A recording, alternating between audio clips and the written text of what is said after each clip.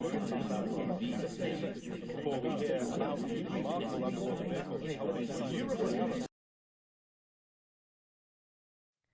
préoccupations environnementales sont devenues une des priorités mondiales en ce début du XXIe siècle.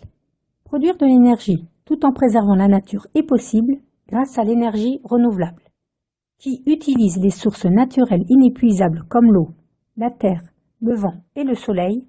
Elle produit chaleur et lumière. Par exemple, grâce à la force de l'eau et du vent, dont le cycle est contrôlé par le soleil, et avec l'installation de barrages et d'éoliennes, on produit de l'électricité renouvelable, contrairement à l'électricité d'usage qui trouve sa source dans les énergies fossiles comme le pétrole. L'énergie renouvelable est innovante à l'exemple de la méthanisation.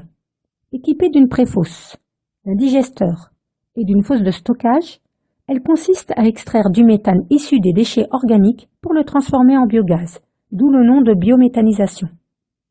Pour en comprendre l'origine, retournons en 1776. Alessandro Volta, physicien, observa qu'un gaz se libérait d'un marais, le méthane fut découvert. Présent dans le fumier, on découvre qu'il se développe grâce à l'activité microbienne dans des milieux anaérobies, c'est-à-dire sans oxygène. On le retrouve dans nos déchets, mais aussi dans les déjections animales, comme celles des bovins, qui par leur système digestif appelé fermentation en produisent. Ainsi, leurs excréments en contiennent. Deux catégories de déchets peuvent être méthanisés. Les effluents liquides, comme les eaux urbaines, les boues d'épuration et le lisier. Les déchets solides organiques, comme les déchets ménagers et les déjections animales. Cet ensemble constitue la biomasse.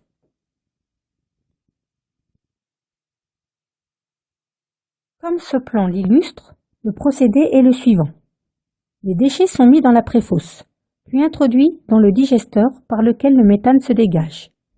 Le méthane est ensuite stocké dans la fosse sous forme de biogaz, et le biogaz est converti en chaleur et en électricité. Pour mieux comprendre, prenons cette maquette conforme à l'exploitation d'Angers qui compte 115 vaches laitières. Le fonctionnement est le suivant. Prenons un mélange d'excréments et d'urine issus de déjections animales et mélangé à de l'eau. Le tout constitue le lisier, puis introduisons-le dans cette préfosse. De cette préfosse, le lisier est pompé, puis mis dans la grande tour, le digesteur. Avec l'action des bactéries dans un milieu anaérobie, donc en l'absence d'oxygène et une température élevée à environ 60 degrés, toutes les conditions naturelles sont réunies pour que le méthane se libère. Le digesteur est le système par lequel se fait l'extraction du gaz.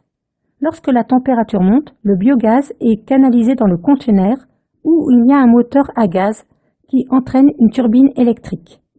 Cette turbine électrique, c'est de l'électricité qui va alimenter le réseau électrique. Pour récupérer tout le gaz, le lisier reste 45 jours dans le microferme. Le biogaz est injecté dans le moteur qui, pour 100 kW de gaz, dégage 50 kW d'électricité et 50 kW de chaleur, et cette chaleur sert à chauffer les maisons, mais aussi le digesteur. Le résidu qui n'a pu être transformé en biogaz s'appelle le digestat. Composé de matière organique, d'azote et d'eau, il sera vidangé et transformé en engrais, puis répandu sur les sols agricoles. Dans le biogaz, la quantité de méthane varie entre 50 et 70% contre plus de 90% dans le gaz naturel. On trouve également du dioxyde de carbone, dont le volume varie entre 25 et 45%, et s'inscrivant dans un cycle neutre, constituera la nouvelle biomasse et n'aura aucun impact sur l'environnement. Une tonne de méthane, c'est l'équivalent de 23 tonnes de CO2 sur un siècle, d'où la nécessité de transformer le méthane en biogaz.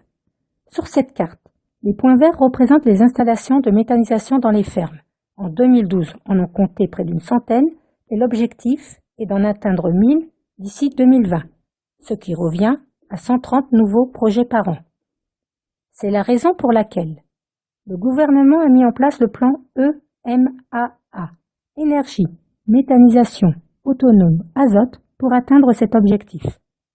Ainsi, recycler les déchets contribue à réduire les émissions à effet de serre pour une terre toujours plus belle, toujours plus verte.